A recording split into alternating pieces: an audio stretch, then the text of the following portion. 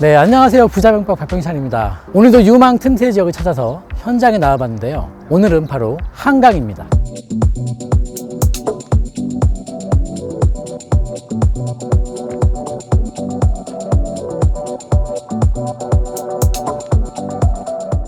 여러분, 한강하면 어떤 게 떠오르시나요? 시민공원, 유람선, 서울 시민들의 휴식처, 데이트 코스, 부촌, 값비싼 아파트들까지. 그런데 도시의 발전이라는 측면에서 본다면 이 한강은 서울 발전의 어떤 원재료이자 원동력이 아닐까 싶습니다. 결국 한강의 미래가 서울의 미래와 매우 밀접한 연관성이 있다는 뜻이겠죠. 따라서 부동산과 도시계획 측면에서 장기적으로 본다면 이 서울에서 한강변이란 여가, 레저, 문화 등 도시 인프라가 응집되는 절대적인 부의 축이 될 것입니다. 물론 현재 이미 부촌인 한강변이 많죠. 그렇다 보니까 한강변은 너무 비싸고 비집고 들어갈 틈이 전혀 없다라고 포기하는 분도 많으실 텐데요. 하지만 그렇지 않습니다. 한강변도 틈새가 있기 마련이거든요. 그래서 오늘은 아직까지는 한강변의 부촌은 아니지만 장차 한강변의 부촌이 될 수 있을 만한 곳에 나와봤습니다. 바로 광진구 자양동입니다. 오늘도 중요한 정보가 많이 있으니까요. 끝까지 시청해 주시면 좋겠고요. 좋아요, 구독 누르셨다면 지금부터 본격적으로 시작해 보겠습니다. 가보시죠. 지금부터 약 15년 전 도시 문제를 해소하고 미래 성장 동력을 창출하기 위해 한강에 모든 것을 걸었었습니다. 오늘은 한강 르네상스 2.0 그레이트 한강에 대해서 말씀드리고자 합니다. 먼저 지역을 보기 전에 이 한강을 좀 이해해 볼 필요가 있습니다. 일단은 이 한강이 길잖아요. 근데 이제 서울 구간에 있는 총 길이만 봐도 이게 41km가 넘으니까 이건 마라톤 코스고요. 그 다음에 이게 서울에 지금 이 자치구 11개 구를 이제 접하고 있단 말이에요. 그리고 이제 보시다시피 광폭이 이게 지금 제일 좀 좁은 폭이 한 600m. 그리고 이제 넓은 폭이 한 1.2km가 나와요. 그러니까 이게 지금 한강이 얼마나 큰 강이냐. 글로벌적인 대도시들도 다 강들이 있는데 그 도시에 있는 강들에 비하면 한강이 진짜 큰 폭이다. 정말 큰 강폭을 갖고 있다. 이렇게 보시면 되는데요. 세계적인 도시에서 그 유명한 강들이 많아요. 영국 런던의 템즈강 같은 경우가 폭이 한 300m, 프랑스 파리의 샌느강이 한 200m, 오스트레일리아 멜버른 야라강은 폭이 한 100m, 헝가리의 다뉴브강 같은 경우가 폭이 한 200m. 한강은 매우 큰 강이라는 것입니다. 그러니까 조선시대에는 이 수도 중심에 흐르는 물길이 청계천이었더라면은 이제 수도가 성장하고 확산되면서 지금은 그 기능을 청계천이 아니라 이제 한강이 하고 있는 것이죠, 한강이. 그리고 한강 개발과 관련된 역사를 짧게 보면은 전두환 정부 때 진행된 한강 종합개발 사업이라는 게 있어요. 이게 82년도에 시작해서 86년도에 끝난 사업인데 맑고 푸른 한강을 되살리기 위한 한강 종합개발 사업이 활발하게 추진되고 있는 가운데 이 사업을 당시에 왜 진행하게 됐냐? 이제 86 아시안 게임, 또 88 서울 올림픽, 요거 유치 때문에 이제 그렇게 이제 급하게 한강변 개발을 서두르게 됐던 그런 계기가 됩니다. 그리고 나서 이제 2000년도에 들어와서 2000년도 말에 고건전 서울시장이 발표한 또 한강 개발 계획이 있습니다. 그게 바로 이제 새서울 우리 한강 기본계획이라는 사업이 있거든요. 당시에는 2010년도를 목표로 해서 한강변에 워터프론트를 조성하고 자연성을 회복시키고 공동성도 회복을 하고 그 한강변과 연계된 그 지천의 어떤 정비도 포함을 시키고 또 한강변 주변에서 아직 이제 개발 계획이 당시에 없었던 곳들을 정비를 시키고, 가만히 보면 이 모든 계획들이 당시에 발표한 이 계획이 향후에 오세훈 서울시장의 한강 르네상스 프로젝트라든지 또 박원순 서울시장의 한강변 개발 계획과 이게 다 밀접한 연관이 있고 밑바탕에 깔리는 초석을 제공하는 그 계획이 바로 2000년 12월에 나왔던 새서울 우리 한강 기본 계획이었습니다. 그리고 나서 이제 오세훈 서울시장이 이제 2006년도 9월에 한강 르네상스 프로젝트를 발표합니다. 당시에 르네상스 이제 1편이었어요. 이게 편이 여러 개 나오거든요. 근데 이제 이게 서울시장 취임하고 2달 만에 발표한 계획이었거든요. 그러니까 그만큼 서울에서 한강이 지니는 의미와 중요성이 되게 높다. 이것은 의심의 여지가 없는 것이겠죠. 그리고 나서 또 1년 후에 이제 한강 르네상스 프로젝트 제2편을 발표하시거든요. 한강변을 어떤 전략적인 거점으로 육성하겠다. 이런 계획을 담고 있는데요. 그러면서 이제 한강을 중심으로 이제 강북과 이 강남의 연계성을 강화시키겠다는 목적으로 이 지역 간에 짝을 지어주시거든요. 마곡과 상암의 어떤 첨단 산업축, 여의도 용산은 국제업무축, 남산, 용산공원, 현충원은 남북 녹지축, 왕십리와 성수동, 삼성동은 상업 업무축, 어린이대공원과 올림픽공원은 서울 동북권의 녹지축으로 말이죠. 네, 그리고 당시에 이 한강변의 어떤 그 거점 지역들 중에서 주거 지역과 연계한 어떤 개발도 진행하겠다고 발표를 했는데요. 마곡이나 뭐 상암이나 뭐 당인리, 뭐 여의도, 용산, 뭐 삼성동, 종합운동장이 있대. 뭐 흑석동과 행당동도 있고요. 결국 이 지역들은 훗날에 어떤 글로벌적인 대규모 프로젝트라든지 최소한 재개발과 뉴타운 사업으로 추진되게 되는 것이죠. 그래서 우리가 결국 이 개발 계획을 봐야 되는 이유예요. 어디가 어떻게 될 것이고 어떻게 바뀔 것이고는 개발 계획에서 다 알려주고 있으니까요.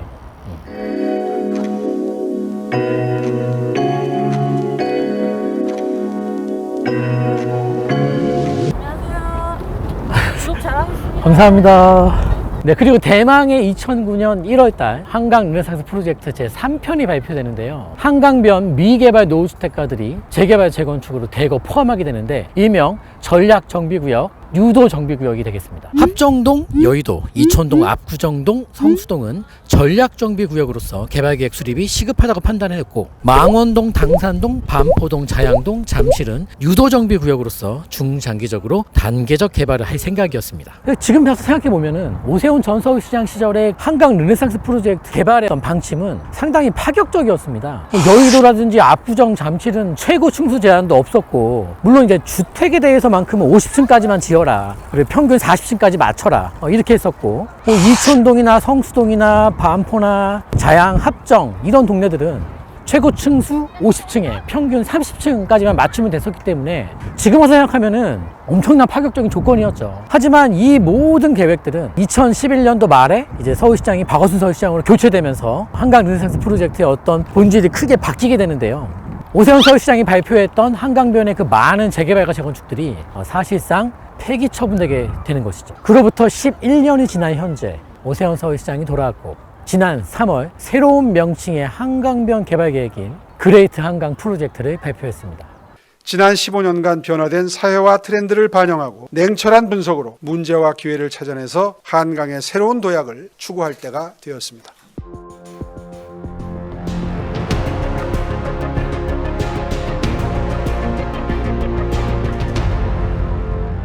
회복과 창조라는 한강 르네상스 프로젝트의 DNA를 그대로 유지한 채 말이죠. 도심부 강변 개발은 거의 글로벌 트렌드예요. 그러니까 글로벌 대도시들 중에서 이 강변 개발을 안 하는 곳을 찾는 게 더 힘들어. 없어요. 없어. 그러니까 런던 같은 경우가 템즈 비전 2050인, 그러니까 2050년도까지 템즈강 주변을 개발시켜서 뭐 고용도 만들고 어떤 문화의 거점으로 만들겠다고 2050년도까지 목표를 잡고 있으니까 정말 대단한 계획이지. 그리고 뭐 더블린에 있는 뭐 리피강, 그냥 IT 기반의 수변의 IT 기반의 어떤 기업들로 완전히 뭐 조성하겠다, 이렇게 나오고 있고, 뭐 독일이든 뉴욕이든 뭐 덴마크든 뭐 중국의 광저우든 간에 글로벌 도시들이 도심에 있는 이 강변 수변 개발은 그냥 글로벌 트렌드이다. 그렇게 이제 보시면 돼요. 그러니까 오세훈 서울시장은 이 그레이트 한강 프로젝트를 통해서 지금 세계 7위의 도시 경쟁력인 서울을 세계 5위까지 한번 끌어올리겠다, 이제 이런 포부를 또 발표하지 않았습니까? 그런데 사실 이 글로벌 도시 경쟁력 5위에 든다는 건 보통 일이 아니잖아요. 근데 저는 이게 현실적으로 충분히 가능할 거라고 저는 믿고 있고요. 우리만 모를 뿐이에요. 지금 이 서울의 경쟁력이 얼마나 막강한 도시인지를 말이죠. 특히나 그 중심의 이 한강변에 대한 잠재 가치를 우리가 잘 이해하지 못하고 있는 게 아니냐, 이런 생각을 많이 해봅니다. 그리고 이제 오세훈 서울시장이 돌아오고 나서 첫 번째로 발표한 이 한강변 개발이 그레이트 한강이잖아요. 초반부터 뭐 이 한강변의 재개발 재건축 이런 얘기보다도 이 초반부에는 뭐 자연성 회복, 공공성 회복 이런 걸로 갈 것이고, 과거랑 똑같은 패턴으로 갈 거예요. 결국 한강변에 대한 이 인접 지역들의 이 노후주택가들 어떻게 할 것이냐, 이거에 대해서도 그레이트 한강도 과거 한강 르네상스처럼 1편, 2편, 3편으로 계속 나오지 않겠냐. 노후주택가의 이 미개발 지역들에 대한 정비 내용은 아마 막판에 등장할 것 같습니다. 결론적으로 정리해보면은 우리가 주목해야 할 한강변의 틈새로 되어 있는 소액 투자 지역이란 한강변 노후주택 지역 중에서 2009년 오세훈 서울시장 시절에 뭐 한강변의 전략정비구역이라든지 유도정비구역으로, 즉 재개발로 지정되었다가 2012년 박원순 서울시장이 개발을 무산시킨 지역, 바로 그 지역들이 틈새인 것입니다. 그 중에 한 곳이 바로 오늘 알아볼 자양동인 것이고요. 자, 그럼 지금부터 본격적으로 자양동에 대해서 알아보겠습니다. 큐.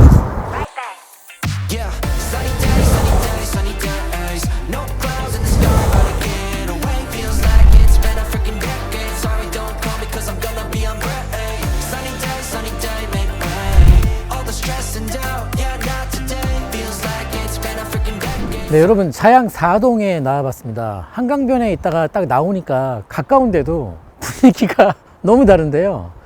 여기서 먼저 보여드릴 거는 이거예요. 이 자양 4동에 지금 이제 입주를 올 7월에 앞두고 있는 자양 1구역 모습이에요. 이게 롯데캐슬 리버파크 시그니처 아파트고 한 800세대 정도 되고요. 값이 안 싸요. 여기 20평대 조합원 물건이 한 16억대, 뭐 30평대는 되게 다양해요. 뭐 19억에서 뭐 24억, 뭐 25억도 나오더만. 비싼 가격이죠. 여기 왜 이렇게 비싸요? 비싸죠. 비싼 이유는 뭐 한강변 가깝다? 그거랑 이게 완전 한강변은 아닌데도 한강이 보이는 쪽이 되게 비싸고, 또 이 자양동 일대가 새 아파트가 공급이 너무 없었어요. 그러니까 값이 쟁쟁하네요. 네, 그리고 자양 4동에는 지금 보셨던 1구역 말고도 최근에 개발지로 지정된 곳들이 있습니다. 이 길을 경계로 이쪽 편이 지금 현재 그 모아타운 지정이 됐고요. 작년 10월에. 그리고 이제 이쪽 편이 작년 12월 달에 신속통합으로 지정이 된 상태예요. 일단은 신속통합을 한번 보여드릴게요. 이 자양 4동 신속통합은 토지거래 허가구역으로 이제 묶여있는 상태이기 때문에 갭 투자가 좀 어렵습니다. 그리고 가격도 이제 뭐 투룸 신축 빌라 같은 경우는 10억 이렇게 막 부르고 있는 상태예요. 갭이 되게 커지는 상태죠. 이제 소액 투자는 아니에요. 더 이상 일찍 사신 분들이 잘하신 거고, 저렴할 때 잘 샀으니까. 참고로 우리도 이 자양 4동은 2015년도 16년도 때 그때 당시에는 갭이 3, 4천 밖에 안 들어왔을 때 분양가 2억 초반? 2억에서 2억 초반 진짜 많이 올랐죠. 그때 사신 분들은 지금 다 조화를 하시고요. 수익률이 뭐 수백 프로 났으니까. 자양 4동에 신속통합. 네, 여긴 또 자양 4동의 모아타운에 와봤습니다. 지금 이쪽이 경계예요. 이 서쪽부가 모아타운이고, 여기 이제 아파트가 있고요. 이 모아타운은 신속통합처럼 대규모 개발은 아니에요. 다만 중소규모로 개발을 하되 추진 속도에 초점을 맞춘 그게 특징인 개발 사업 방식이고, 그러다 보니까 이제 지정하는 방식이 10만 제곱미터의 어떤 사업 부지 면적을 넘으면 안 되고 전체 노후도가 50%면은 해주는 거죠. 신속통합보다는 훨씬 더 지정 요건이 낮기 때문에 좀 더 간편한 지정이 이루어지고 있는 게 사실이고요. 자양 4동 모아타운은 여기는 한 24,000평 정도 되는 거예요. 그러니까 이제 모아타운 지정 요건 10만 제곱미터가 약 한 3만 평이니까 딱 24,000평 정도 나오고 있는 상황입니다. 여기도 못 지어도 개발이 된다면 그래도 한 2,000세대 후반 정도는 지을 것 같거든요. 그리고 이 자양 4동 모아타운이 빌라 분포 비율이 되게 낮고 단독 다가구 주택 분포 비율이 높아요. 그러다 보니까 조합원 수가 이 부지 면적 대비 되게 적어서 사업성이 되게 좋은 상태인데, 그러면 이제 이론적으로는 그게 맞단 말이에요. 하지만 실무적으로는 그런 곳들이 사실 추진이 잘 안 될 수가 있습니다. 왜냐하면 단독주택 소유자분들은 사실 아파트보다 토지와 건물을 갖고 있는 이런 단독주택이 더 우선시 여기고 더 중요하다 생각하는 분들이 많습니다. 단독 다가구 비율이 높으면 조합원 수가 적고 사업성이 높아진다라는 이론적인 것은 사실이 맞지만, 우리 필드에서 돌아가는 실전 경험 토대로 말씀드리면은 빌라 분포 비율이 적은 곳들 중에 이 재개발 추진이 빠른 곳이 거의 없더라. 반대가 엄청 심하더라. 이것은 또 실무적인 얘기고요. 잘 조합해서 여러분들이 해석하셔야 되겠죠. 중요한 얘기입니다. 네, 이렇게 자양 4동을 알아봤습니다. 자양 4동은 자양 1구역 입주를 앞두고 있는 아파트 공사 현장이 있고, 그 다음에 이제 모아타운과 신속통합 등 자양 4동은 틈새가 없습니다. 다 발표가 났고요. 그러면 자양 3동을 한번 보여드릴게요. 가보시죠.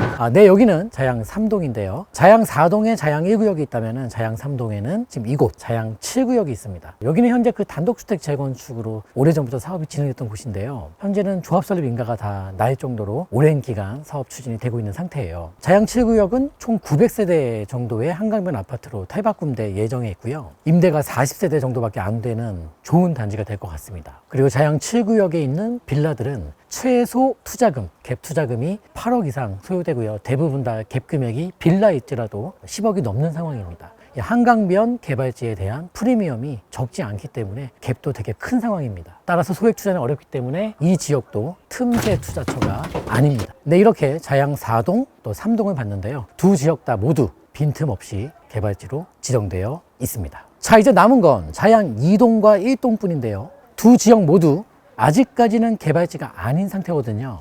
어느 지역이 더 좋을지 지금부터 확인해 보시죠. 네, 자양 1동과 2동의 경계에 나와봤습니다. 이 길을 경계로 자양 1동, 자양 2동인데요. 참고로 이 길이 왜 중요하냐. 이 길이 뚝섬로예요. 엄청 길어요. 저 끝에 가면 성수동부터 해서 이 자양동과 성수동을 관통하는 그런 이제 도로인데, 이 뚝섬로를 경계로 북쪽은 한강변이 아니고요. 뚝섬로 경계로 남측부만 한강변이라는 사실입니다. 따라서 자양 1동과 2동 중에서는 한강변인 자양 2동에 주목하는 게 중요하다. 네, 그리고 이 자양 2동도 둘로 나뉘어요. 서측부가 있고 저쪽 편에 동측부가 있어요. 어떻게 다르냐면 저 동측부는 지금 현재 뭐 모아타운이라든지 또 지주택 이런 어떤 개발의 움직임이 이제 시작됐어요. 뭐 주민설명회도 열고 그러다 보니까 값도 이게 약간만 반응이 나도 이제 비싸지니까 동측부는 여기 서측부보다 같은 자양 이동인데도 갭 금액으로 한 2억 원가량 더 들어간다 이제 보시면 되겠습니다. 그래서 아예 틈새 소액 투자처는 자양 이동의 동측부는 아니고 이 자양 이동의 이 서측부 여기가 바로 틈새 소액 투자처이다 이렇게 말씀드릴게요. 네, 오늘의 관심 지역을 구체적으로 정리해 드릴게요. 첫째, 한강변이면서 뚝섬로 남측이죠. 둘째, 아직까지 개발 계획이 수립되어 있지 않으면서 아무런 움직임이 없는 곳. 셋째, 가격이 저평가되어 있는 곳. 자양이동 서측부입니다. 자양이동 서측편의 노후도를 분석해 봤습니다. A블록과 B블록, C블록으로 임의적으로 가정해서 설정한 곳입니다. A블록을 보겠습니다. A1과 A2로 나눠서 가정해 봤습니다. A1은 대로변 포함, A2는 대로변을 재척시켜 봤습니다. 그랬을 때 A1 노후도는 66.13%가 나오고요. A2는 65.06%가 책정되고 있습니다. B블록도 보겠습니다. B1 대로변 포함, B2는 대로변 재척으로 가정해 봤습니다. B1의 노후도는 68%, B2의 노후도는 65.55%가 책정되고 있습니다. 네, 마지막 C블록입니다. C1 대로변 포함, C2는 대로변을 재척시켜 봤습니다. C1의 노후도는 60.48%, C2의 노후도는 57.31%가 잡히고 있습니다. 따라서 현재 자양 이동 서측부의 이 세 개 블록은 모두 모아타운 기준으로 보았을 땐 노후도 요건을 충족하고 있다. 이렇게 보시면 되겠습니다. 여기 자양이동 호재는 어떤 게 있나요? 일단 오세훈 서울시장이 돌아온 게 호재예요. 왜냐면은 여기 자양 이동을 과거에 한강변 유도정비구역으로 이게 재개발지 지정을 했던 장본인 아니겠습니까? 그리고 2015년도에 그 박원순 서울시장 시절에 이 자양동에 대해서 재미난 계획을 또 발표합니다. 잠시 종합운동장에서 여기 자양동 뚝섬지구로 사람과 자전거만 통행할 수 있는 보행교를 신설하고자 하는 계획이 일단 수립이 되고요. 네, 그리고 잠실과 이 뚝섬을 또 연계시키는 수상 페리 사업도 구상되고 말이죠. 그리고 최근에 오세훈 서울시장이 돌아와서 발표한 이 그레이트 한강 프로젝트에서는 잠시 종합운동장과 뚝섬 한강지구를 곤돌라로 연결시키는 조망도 확보하고 관광거리도 만들고 새로운 이동수단도 확충하는 새로운 한강 문화 프로젝트도 발표했는데요. 어찌됐든 자양동은 이 종합운동장의 수혜를 보는 것 같아요. 잠시 종합운동장이 사실 동서로만 이동하지 남북의 길이 없는 상태에서 박원순 서울시장이 언급했던 보행교, 오세훈 서울시장이 언급하는 곤돌라 모두 잠실과 자양동 간의 연계성 확충입니다. 그 외에도 호재가 많아요. 여기 이제 V-자양 재정비 촉진지구가 인근에 있거든요. 업무와 행정 되게 고밀도로 거의 근 50층 가까이 올라가는 업무와 행정 복합 단지로 좀 만들려고 하는 호재가 있고, 이쪽에 그 동서울터미널 같은 경우는 이제 신세계에서 50층 규모의 뭐 스타피드, 쇼핑이나 문화시설 이런 식으로 또 개발하려고 하는 호재가 있거든요. 네, 그리고 자양 이동에는 자양 한강 도서관이 있고요. 또 자양 체육관도 있어요. 주차도 이렇게 할 수 있고, 그러니까 한강이니까 이런 시설들이 있는 것이겠죠. 살기 좋은 동네입니다. 자양 이동 내부를 걷고 있는데 블루버드가 보이네요. 지금 막바지 공사 중이거든요. 네, 블루버드 자양 현장이 있네요. 네, 블루버드 자양 1차, 2차 거의 막바지 공사 중이고요. 조만간 준공이 날 거예요. 예쁘게 잘 지어진 것 같습니다. 분양은 다 끝났어요. 예전에 임대에 맞춰야죠.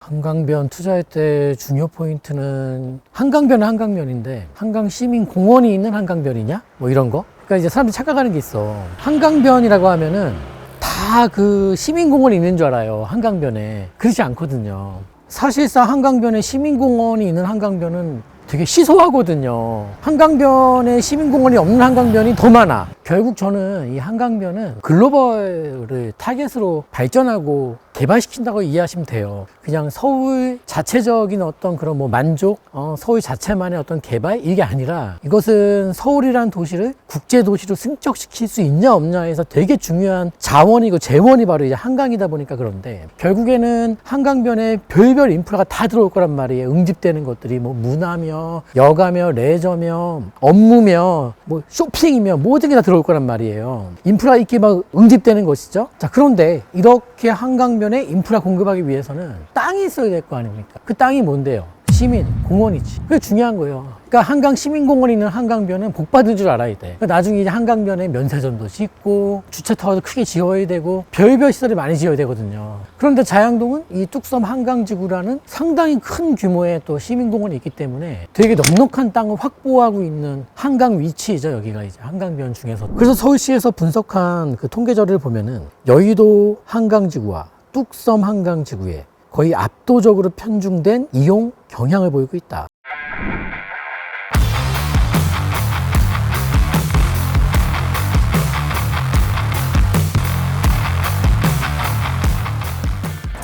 되게 신중하게 하신다.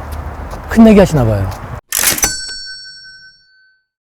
네, 오늘 이렇게 자양동을 돌아봤습니다. 조만간 이 자양 이동 서측부에 아주 저렴한 물건이 준비될 예정이 있습니다. 많이 저렴할 거예요. 투자 금액은 한 2억 내외. 지역에서 있는 물건들 중에 가장 저렴한 물건이 접수될 예정에 있어요. 네, 마찬가지로 이번 자양동 물건도 전속 물건입니다. 현지 부동산 중개업소에서 구할 수 없는 조건으로 저희가 이제 협의를 마친 상태이고 조만간 나옵니다. 관련해서 궁금한 문의나 관심 있으신 분들은 회사로 연락 주시면 되겠습니다. 02-888-8885로 연락 주시면 저희가 자세한 설명을 더 도와드리겠습니다. 이 서울에서 한강변이란 서울의 집값을 결정짓는 제1원칙이 되는 것 같아요. 경치도 좋고 이런 녹지와 공원 또 각종 인프라가 다 응집된 이 한강변, 결국 한강변에 내 집 마련을 가꾸고 싶어하는 분들의 그런 수요가 결코 줄어들 수가 없는 것이죠.